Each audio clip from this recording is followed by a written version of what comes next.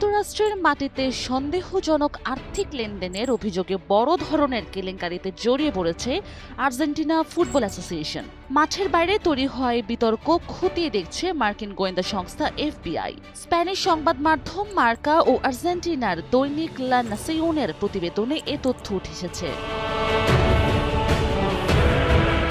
সঠিক প্যাড আর সঠিক তথ্য দিয়ে এসব সামলে নিব এক হয়ে। Monalisa sanitary napkin. প্রতিবেদনের তথ্য অনুযায়ী এএফএ সভাপতি ক্লাউডিও তাপিয়ার নেতৃত্বে যুক্তরাষ্ট্রের প্রায় $300 মিলিয়ন সন্দেহজনক লেনদেনের অভিযোগ উঠেছে।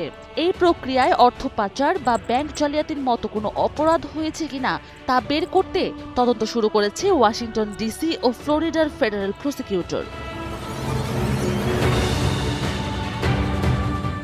তদন্তের মূল কেন্দ্রে রয়েছে ট্রুপ্রোড এন্টার এএলসি নামের একটি প্রতিষ্ঠান, যা বিগত কয়েক বছর ধরে এএফ এর আন্তর্জাতিক বাণিজ্যিক চুক্তি ও অর্থ পরিচালনার দায়িত্বে ছিল।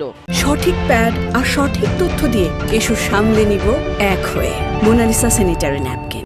এফবিআই প্রাথমিক অনুসন্ধান বলছে Citi bank, Synovus, bank of America, JP Morgan এবং পিএনসি এই 5টি বড় ব্যাংকের মাধ্যমে অন্তত $260 মিলিয়ন লেনদেন করা হয়েছে। এর মধ্যে $57 মিলিয়ন পাঠানো হয়েছে এমন কিছু নাম সর্বস্ব কোম্পানিতে যাদের কোনো বৈধ অস্তিত্ব নেই। এই আর্থিক অনিয়মের বিরুদ্ধে অভিযোগকারী ব্যবসায়ী গুইলার মোতোফিনি ইতোমধ্যে এফবিআইয়ের কাছে নিজের জবানবন্দি দিয়েছেন। পাশাপাশি এই রহস্যময় লেনদেনের বিষয়ে জিজ্ঞাসাবাদের জন্য আর্জেন্টিনার প্রেসিডেন্ট হাভিয়ের মিলের সরকারের সাবেক কর্মকর্তাদেরও তলব করা হতে পারে বলে জানা গেছে।